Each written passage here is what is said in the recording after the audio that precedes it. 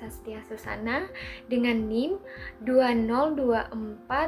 2024-1420-101126. Di sini saya akan membuat video strategi pelaksanaan tindakan keperawatan pada pasien dengan fase berduka.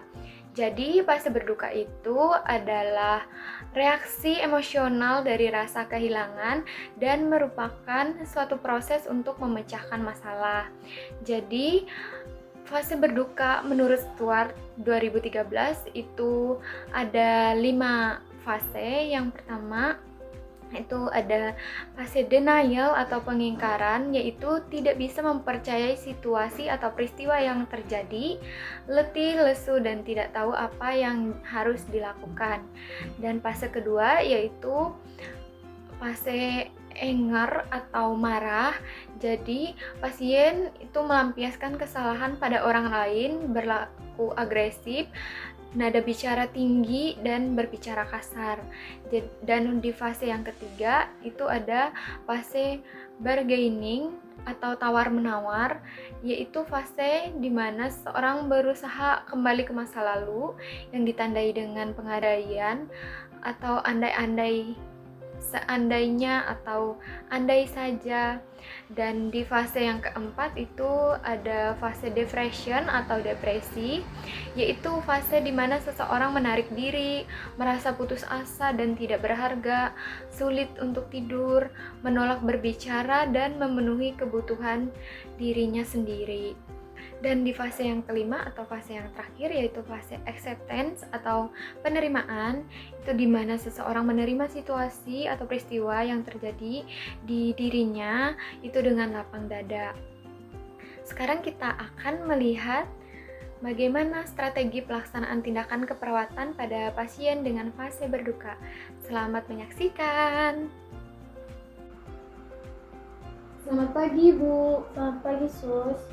Perkenalkan, nama saya Melisa Setia Susana, perawat yang bertugas untuk menemani Ibu hari ini. Kalau boleh tahu nama Ibu siapa dan Ibu senangnya dipanggil apa? Nama saya Resa.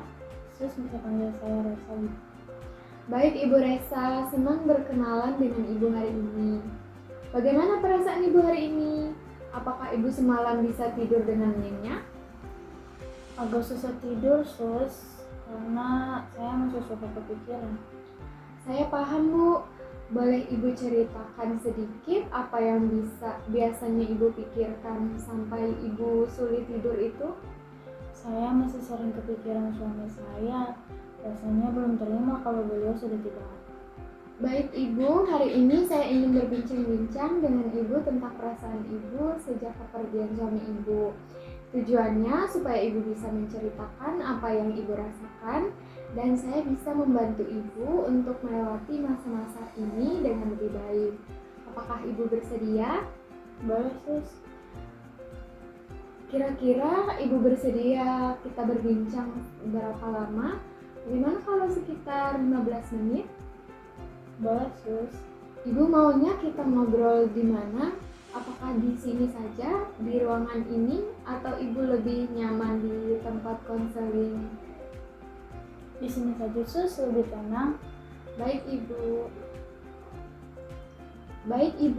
boleh Ibu ceritakan kepada saya bagaimana kejadian saat Ibu kehilangan suami Ibu? Beliau sakit cukup lama, Sus. Saya sudah merawat sebaik mungkin, tapi akhirnya Tuhan lebih sayang beliau. Saya turut berduka atas kepergian suami Ibu. Terima kasih sudah mau bercerita kepada saya. Wajar saja kalau Ibu merasa sedih dan kehilangan, karena itu menunjukkan betapa besar cinta dan perhatian Ibu kepada beliau selama ini. Apa yang paling Ibu rasakan saat ini?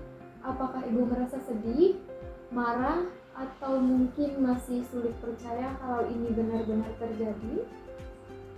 Saya masih sering tidak percaya, Sus. Kadang saya juga merasa marah. Kenapa ini harus terjadi sama keluarga saya? Itu adalah perasaan yang wajar dialami oleh orang yang sedang berduka, Ibu. Tidak ada yang salah dengan perasaan itu. Biasanya proses berduka itu melewati beberapa tahap, mulai dari sulit percaya, marah, lalu menawar dengan diri sendiri, sedih yang mendalam, sampai akhirnya perlahan bisa menerima keadaan. Setiap orang butuh waktu yang berbeda-beda untuk melewatinya, dan itu tidak apa-apa, Ibu. Jadi wajar saja ya sus, kalau saya masih begini sampai sekarang. Betul sekali, Bu. Yang penting Ibu tidak memendam perasaan itu sendirian. Apakah Ibu punya seseorang di rumah atau keluarga yang bisa Ibu ajak bicara kalau perasaan sedih itu muncul? Ada anak saya sih sus, tapi saya jarang cerita karena tidak mau merepotkan dia. Dia juga sudah sibuk kerja. Saya mengerti, Bu. Tapi sebenarnya bercerita kepada orang terdekat itu justru membantu Ibu merasa lebih lega. Anak Ibu pasti juga ingin tahu bagaimana perasaan ibunya, karena beliau juga kehilangan ayahnya. Jadi Ibu berdua dengan anak Ibu bisa saling menguatkan. Ya juga ya sus, saya belum pernah pikir seperti ini. Sekarang bagaimana kalau kita coba latihan sederhana untuk membantu Ibu lebih tenang setiap kali perasaan sedih itu datang? Ibu bersedia mencoba? Bersedia sus? Baik, caranya begini, Ibu. Ibu duduk senyaman mungkin dulu, lalu tarik napas perlahan lewat hidung, tahan sebentar, kemudian hembuskan pelan-pelan lewat mulut. Kita coba bersama-sama ya. Tarik napasnya, Ibu, tahan, dan hembuskan perlahan lewat mulut. Bagus sekali, Bu. Coba kita ulangi sekali lagi ya. Tarik napas dalam-dalam, tahan sebentar, lalu hembuskan pelan-pelan sambil melepaskan semua rasa berat di dada Ibu. Lega-lega rasanya sus. Nah, seperti itu, Bu. Latihan napas ini bisa Ibu lakukan sendiri di kamar setiap kali perasaan sedih atau berat itu muncul. Setelah itu, kalau Ibu masih ingin bercerita, Ibu bisa hubungi anak Ibu atau tuliskan saja perasaan Ibu di buku catatan. Baik sus, saya coba nanti. Bagaimana perasaan Ibu setelah kita berbincang-bincang dan latihan napas tadi? Agak lebih lega sus, rasanya udah lumayan tenang. Syukurlah, Bu. Tadi kita sudah membicarakan tentang perasaan Ibu dan tahapan berduka yang wajar dialami. Coba Ibu sebutkan lagi apa yang bisa Ibu lakukan kalau rasa sedih itu muncul. Menarik napas dalam-dalam, terus cerita ke anak saya atau tulis di buku. Betul sekali, Bu.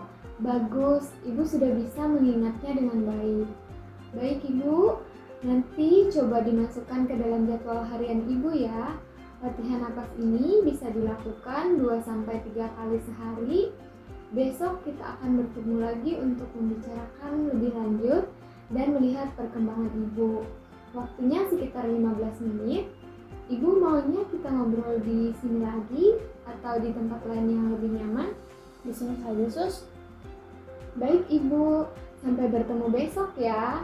Terima kasih atas waktu dan ceritanya hari ini. Sama-sama sus. Terima kasih juga sudah mau dengar cerita saya. Iya, Ibu, terima kasih. Sekian video dari saya. Terima kasih sudah menonton. Bye-bye.